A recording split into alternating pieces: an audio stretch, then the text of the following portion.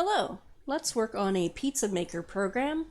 This will be a way we can review while loops, if statements, or we could do switch statements if you prefer, variables, assignments, math, that sort of thing. Just a really basic program. So this is assuming we haven't really gone past these topics.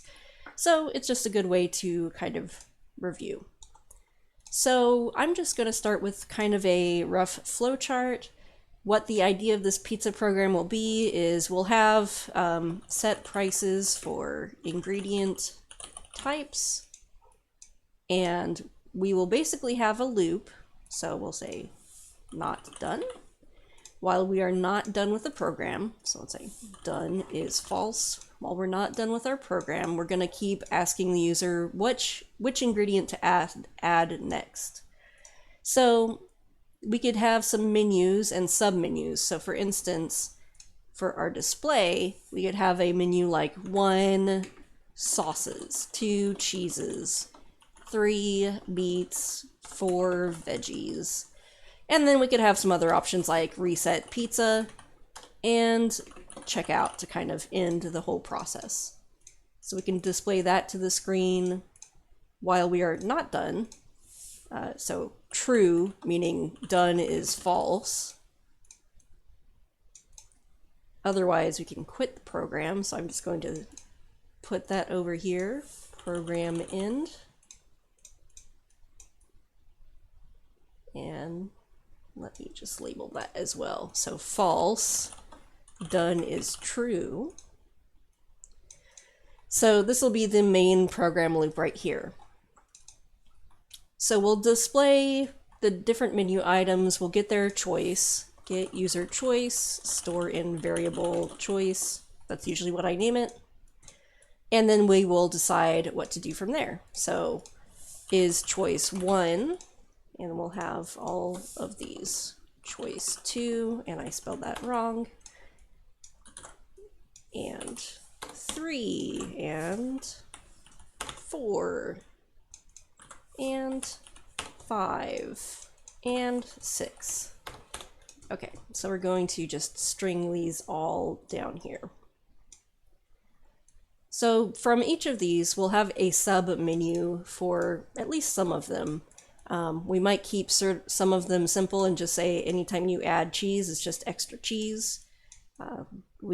Some pizza places have other types of cheese, but we'll just keep that part simple. We'll do choice 5 or choice 6. And then once it's done with all of these, it will come back up here and start looping again. So we're going to end up having a loop so that the program does not quit until they choose checkout, and then eventually it'll come back up here and exit. So first we're going to have is the choice 1 if they choose a sauce. Let's say we're going to display a submenu of different sauces, so we could have tomato sauce, buffalo sauce, Alfredo sauce. And then we get their choice for which sauce. So get user choice. And based on that, we don't really need if statements for this submenu, but we'll add sauce cost to the pizza cost. That'll be some sort of float variable we'll need in a little bit. And add type of sauce to the pizza. And we'll just use a string to keep track of what is on the pizza. So these menus will pretty much work the same as here. At the end, this is going to come back up to our loop here. Maybe I'll put these on the other side so we can kind of keep the arrows from crossing over each other. But basically, once we have done that part, we return back up here. If they chose 6, it'll quit, but otherwise these are all the submenus. So choice 1, this is sauces. Choice 2, cheeses. 3, meats. 4, veggies. 5, reset, and 6, checkout. So for the cheese, let's just say once they choose cheese, it's just adding extra cheese. Add additional cheese cost. and add cheese to pizza. So it'll show up as cheese, cheese, cheese if they choose cheese 3 times. So we'll go ahead and link these, and then again, once they choose cheese, it's going to end up coming back to the main menu. So we can kind of link those here. Kind of try to keep those easy to read. And the same for submenus. Is choice 3, well then we can display different types of meat. So let's say 1 pepperoni, 2 sausage, 3 ham, 4 chicken, 5 bacon. So I'm only going to kind of fill out these menus, but the rest of these right here are going to be the same form as this. And down here, what are some veggies we could have? We could do mushrooms, black olives, pineapple, tomato. It always seems weird to me that's always labeled veggies and then it has pineapple in there, but okay. And the special functionality here is if they choose to reset, that technically means we need to clear out the pizza string and set pizza cost to 0 or to the initial amount. So maybe we have a base price for the pizza and then we will reset that. So let's just say base pizza price. And otherwise, if they check out, then we are going to set done to true. And we're going to want to display their receipt. So let's use the parallelogram, display receipt or receipt. So that will have pizza cost, pizza string, and then we could calculate price plus tax and such. And we'll put this all the way out here, and this loops back over here. So it'll set done to true because we're done, we're checking out. It'll finish this up, come back up here. Is it not done? That's going to be false, and so then it will end the program. So this is just kind of a rough diagram of kind of what I was thinking for this program. So let's start with the C++ code. We're going to need to include IOStream because we need CIN and COUT. We're going to need to include string because we're going to need the string library to make a string variable. And I tend to like to also use using namespace std, so we just have more concise code. Okay, so here's our main program. We're going to need to have some variables for different prices of toppings. We're going to need a variable for what is currently on the pizza, and we're going to need a variable for the price of the pizza. So we can start off by having, I'm going to make these const floats for base price. We'll just set that to $8. Const float sauce price equals, let's say 53 cents. We'll just do different amounts here.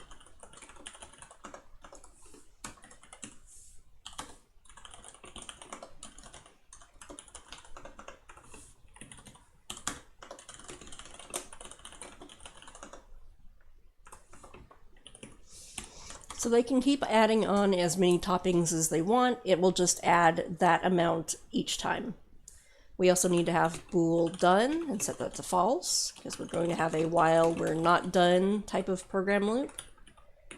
And let's also create a string pizza and float price. We can set it to base price to start with. The user will also be able to enter in some menu choices, so I'll just go ahead and declare it here. We could declare it inside the while loop. It's kind of whatever. So first, let's display pizza maker and maybe main menu. I like to have things kind of nicely spaced out, so we're just going to add a extra inline there. Let's also write out what the current pizza build is. And we'll do pizza. And we'll also output the current price. Current price. And we'll just hard code that $sign. And we're not going to worry about formatting this right away. We can do that later. We can add an inline, makes things nicely spaced. And we can test this out once I have an input, a cin, because at the moment this is just going to loop forever and that's kind of hard to read. So, main menu. We're going to output, we got 1, you can add sauces. 2, you can add cheese. 3, add meats. 4, add veggies. 5, reset pizza. And 6, check out. And I like to make a little arrow thing to show that it's prompting the user to enter something, and then we just do a cin into our menu choice variable. So when we run this, this is what it'll look like. Our pizza's empty at the moment. We have a base price of $8, so if you ordered a pizza with nothing on it, just the pizza dough, it would be $8. And then we can choose one of these. At the moment, it's not doing anything. It'll just keep running the program until we program in the ability to quit, but we can't currently quit the program. So down here, we're going to then investigate which choice they did. Did they do 1, 2, 3, 4, 5, 6, and then go to the sub menus. We can use if statements or we can use switch statements here. It's kind of up to you. So we could say if menu choice is 1, then add sauces and that sort of thing. Or we could do switch on menu choice, case 1, then this would be where we add sauces. And technically, this is the recommended way you should do it if you have a choice between these two. I personally think that the if statements look a little bit nicer, but it's more of a design decision. We can implement this, or at least 1 or 2 of them in the same way, just to see. So let's make add cheese the #1 option instead of sauces. So this is cheese. This is the one that won't have the submenu. We'll just add cheese to the cost. So we have our price. We'll say price plus equals the cheese price. This can also be written as price equals price plus cheese price. It just takes the price of the cheese and adds it onto the price variable and updates that variable. So we have to add that. And then the pizza is a string, and I'm just going to do plus equals cheese and probably put a space here at the end so we can keep adding cheese and it will show up. This sort of code right here, this can also go in here. These do the same thing. Let's comment that out while we test this out. So add cheese, we got cheese, cheese, cheese, cheese, cheese, cheese, and the price goes up each time, and our pizza string goes up each time as well. So you can write it this way and then have case 2, break, case 3, break, and so on. I'm going to keep with the if statements. So if they didn't choose option 1, let's do else if menu choice is 2. And this could be a good place to add the comments. I like to add them here at the end so that it's kind of like a nice marker. Sauces. We can copy this. 3 is meats. 4 is veggies. 5 is reset. And 6 is checkout. So we can build that. Let's go ahead and implement checkout because this and reset pizza will be kind of the easiest next steps to add. So for reset pizza, we need to reset the pizza. We have our pizza string. We're going to set that to empty string. We're going to take the pizza cost and reset that back to the base price of the pizza, just like we initialized it up here. So I can copy those. Under reset, we just need to get rid of the variable data types because we're not redeclaring them, we're just updating them. So we can reset that. It's probably good to prompt the user and say pizza was reset, just so they know. So now I can do cheese, cheese, cheese, reset pizza. Pizza was reset, and then it comes back to the main menu. With this main menu up here, I'm going to add a long line just for readability.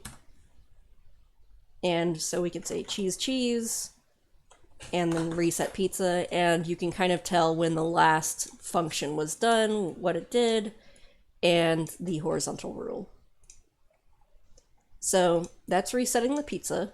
For the checkout, we basically just want to display, let's do inline checkout. Price is whatever the price, and pizza is the pizza string. And if we want to make this a currency, I believe we do set precision to, and I think we also say fixed. Now this is going to need the include IO manip library. So this is for set precision and also other output styling things if we wanted to. So checkout, here it says cheese, cheese, cheese, $10.19. But we want the program to quit after we check out. We don't want to keep adding sauces and cheeses to it. So I'm also going to say done is true. And we'll just say goodbye at the end so we know that it is done. It did hit that spot. One cheese, check out. There we go. Goodbye.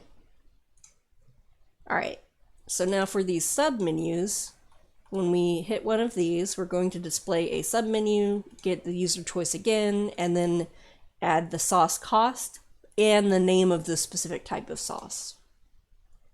So in here, let's just do output sauces menu, and I like to kind of keep the same functionality here, and we'll do cout 1. Let me see what my list of sauces: tomato, 2 buffalo, 3 Alfredo,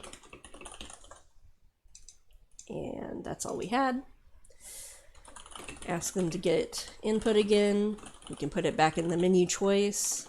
And so here, if menu choice is 1, or if menu choice is 2, or if menu choice is 3, well, then here it's tomato.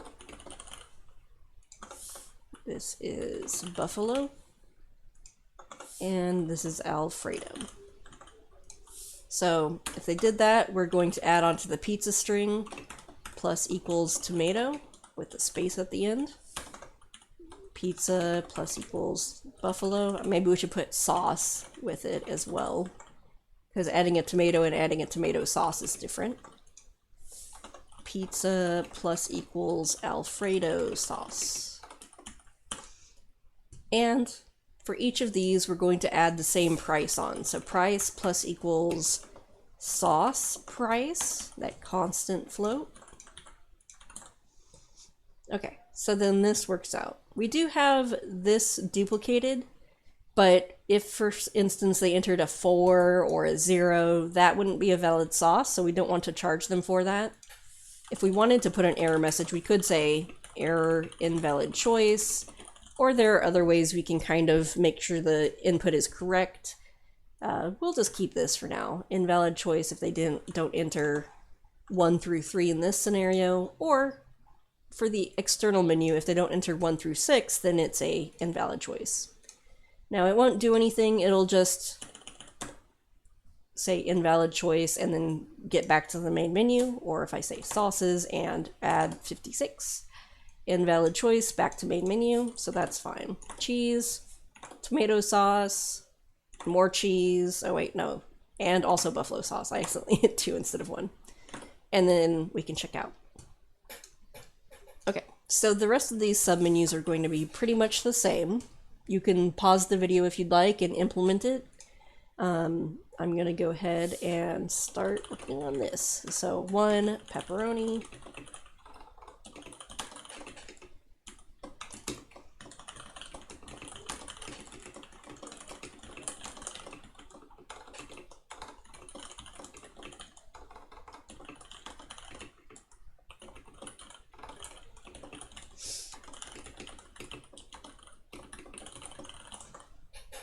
So the submenus will all pretty much look similar.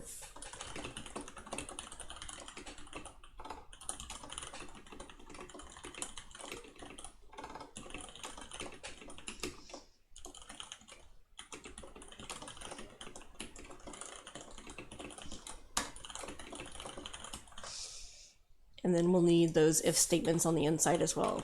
If menu choice is 1, we can just write some empty ones for now.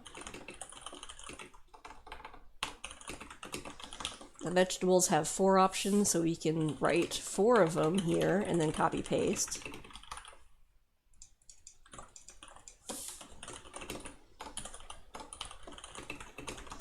Actually, let's just write the 5th. And else. And I can copy this bunch and just put it down here to work with. And let's also take the else case from up here. We'll overwrite that, put it there. And then we can kind of base it off of this and copy paste. Now, note if you do a lot of copy pasting, you might be prone to getting a copy paste error where you just have something typoed. And that happens. So keep that in mind. If you were formatting things using copy paste, it might be really easy to overlook something. Sausage, ham, chicken, bacon. Okay, and down here, mushrooms, this is veggie price. So see, it would have been easy to just update the names and forget to update the price amount. Black olives, pineapple, tomato. So I can build. Everything builds fine. I'll go ahead and run. We can add cheese, add sauce, add some sort of meat, add veggies, and we could reset. There we go. And then check out. So that all now works. So that's how you can write a basic pizza making program. I'll have this up in the repository. If this could definitely be organized in a better manner once you know more, like how to write functions, how to write classes, but this is just a simple example of how you can use while loop, if statements, variables, named constants, and doing basic math in kind of a complete program.